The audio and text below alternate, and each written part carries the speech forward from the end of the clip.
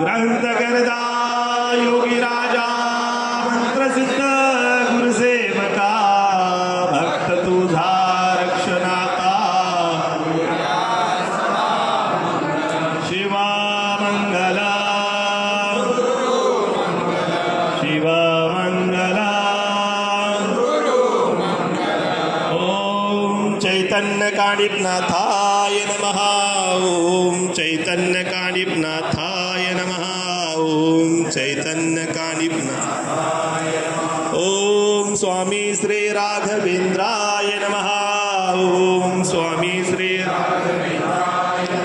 ओम स्वामी श्री राघवेंद्रा ओम सच्चिदानंद सद्गुरु श्री देवेंद्रनाथाय नमः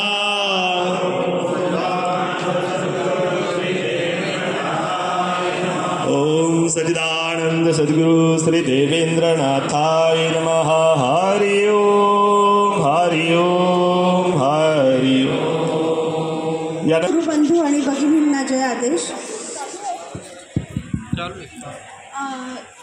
आपले ज्येष्ठ नाथजी नागेंद्रनाथजी यांचं काही दिवसापूर्वीच निधन झालं, तर त्यांची खूप मोठी सेवा आपल्या संस्थेला आणि द्वैताद्वैतपीठामध्ये होती। तर प्रथम मी त्यांना श्रद्धांजली अर्पित करते। जरा 2 मिनटं प्रत्येकाने शांत बसावं आणि मग नंतर आपण मी काही 2 शब्द बोलणार आहे। महाराजांचीच एक छोटीशी मी गोष्ट सांगणार आहे तुम्हाला। प्रत्येक जो मोठा परमात्मा किंवा थोर पुरुष जेव्हा मानवी रूपामध्ये जन्माला येतात, तर त्यांना इथे धर्तीवरती आल्यानंतर त्यांना प्रत्येक मनुष्याप्रमाणे त्रास भोग हे सर्व भोगावे लागतात। विष्णूच्या अवतार प्रभू रामचंद्रांनी सुद्धा पृथ्वीवरती जेव्हा रामाचा जन्म घेतला विष्णूंनी, तेव्हा राम सीता यांना प्रत्येक अडचणींना वगैरे तोंड द्यावं लागलं। तसंच महाराजांच्या बाबतीतही असंच काहीसं घडलं होतं। जेव्हा नुकतेच त्यांचं लग्न झालं होतं आणि ते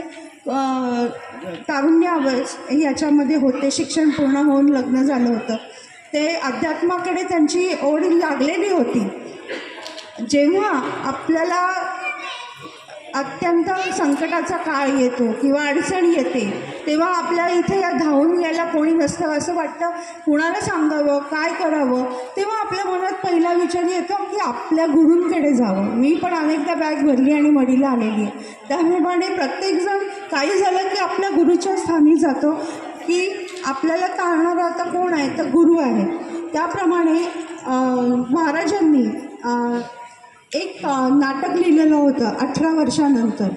त्या 18 वर्षानंतर एक पुनर्जन्माची कहाणी होती, आणखी एका भूतासंदर्भामधली ती कहाणी होती, आणि ते त्यांनी नाटक व्यावसायिक स्वरूपामध्ये मांडलं होतं, तयार केलं, म्हणजे नाटक झालं होतं। आणि त्याच्यामध्ये प्रचंड तोटा त्यांना झाला होता आणि नुकतंच लग्न, एवढा मोठा तोटा, आर्किटेक्टच्या व्यवसायाची म्हणजे एवढा काही स्टेबल नव्हता।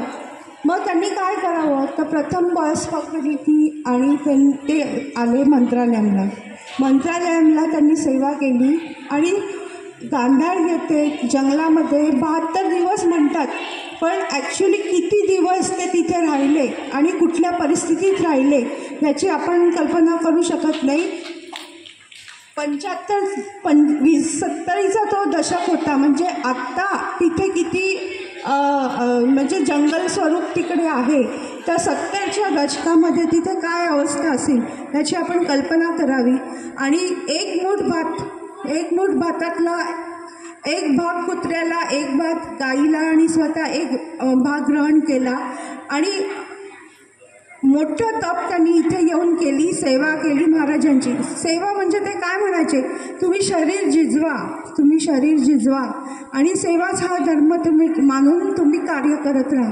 हे त्यांनी आत्ता जसं मदन भाऊंना प्रत्यंतर आलं की आपल्या महाराजांचं ब्रीदवाक्य एका साधूच्या तोंडातून आलं, म्हणजे महाराजांचं सगळीकडून लक्ष आहे आणि ते आपल्याला तेच सांगतात की तुम्ही सेवा करा, तुम्हाला तुमचं जे मनोरथ आहे ते तुम्हाला प्राप्त नक्कीच मिळणार आहे। त्यामुळे आणि असं म्हटलं जातं की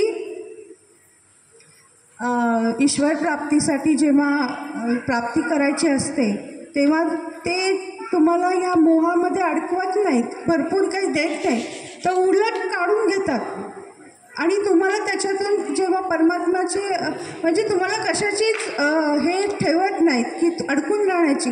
परमात्म्याचे जे एकदा विष्णू आणखीन नारद मुनी धर्तीवरती आले होते, आणखीन ते एक व्यापाराकडे बघत होते आणि त्या व्यापारी खूप पैसे कमवत होता, खूप हे करत होता आणि त्याला विष्णूंनी आशीर्वाद दिला आणि म्हणे ह्याची अजून भरभराट हो, अजून भरभराट हो. आणि पुढे गेल्यानंतर आणि त्यांना जेवण पण बोलले नाही की येऊन जेवा वगैरे असं, ते गेले असताना.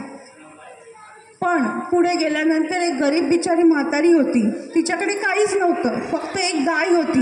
तिने त्या गाईचं दूध काढलं आणि त्या दोघांना दिलं. ते दोघं खुश झाले आणि विष्णूंनी काय केलं, पुढे गेल्यावर म्हणाले की चला हिची गाय पण काढून घेऊन जाऊया. तर नारद मुनी म्हणाले अहो त्या बिचाऱ्या म्हातारीने तुम्हाला स्वागत केलं, जेवण दिलं, हे म्हणे नाही, म्हणे आता तिचा जीव त्याच्यात गुंतलेला आहे ना, ते पण काढून घ्यायला तर ती परमात्म्याच्या जवळ लवकर पोचेल. अशा रीतीने म्हणजे सांसारिक रूपामध्ये किंवा बाह्य ह्याच्यामध्ये कुठलाही न गुंता तुम्ही परमात्म्याशी समरप व्हावं किंवा त्या दिशेने तुम्ही हे करावं. त्यामुळे आपल्याकडे कुठलंही कथा म्हणजे कुठलंही अनुष्ठान किंवा काही केलं की म्हणतात उतू नये मातू नये घेतला वसा टाकू नये. त्याप्रमाणे आपण हा घेतलेला वसा आहे तो आपण कायमस्वरूपी करणार आहोत आणि उत्तर असेच आपला मोठा कार्यक्रम अनुष्ठान होत राहील आणि मला खात्री आहे सर्वजण ह्याच्यात मोठ्या आनंदाने सहभागी होतील. आणि मी आपले 2 शब्द थांबवतो.